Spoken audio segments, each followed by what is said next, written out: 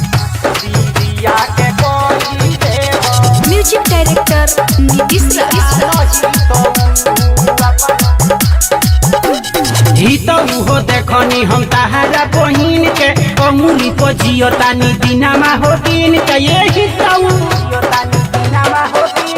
ही तो उहो देखनी हम तहारा बहिन के अमूली को जियो तानी दिनामा हो दिन के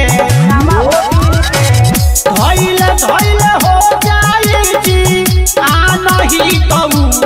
आए हाय धइले धइले हो जाई जी आ नहीं तो अपना दीदिया के कोई देव ता नहीं तो अपना दीदिया के कोई देव दीदिया के कोई देव म्यूजिक डायरेक्टर नीतीश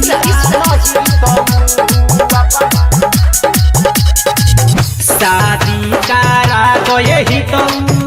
ले बना तो है जहो ले बना तो है जहो अब नहीं थे हो तो हमारा अब पर है जहो कोई आल होई है ने वहाँ नहीं तो आए हाय कोई आल होई है ने वहाँ नहीं तो अपना दीदिया के कोई देव ता नहीं तो दीदिया के कोई देव म्यूजिक डायरेक्टर नीतीश राजा जे भइल बारे उनका दीवाना सुनल कोहेले सोनू काहे परमाना माना हल चल के निकले लापा राना ही कहू आए हाय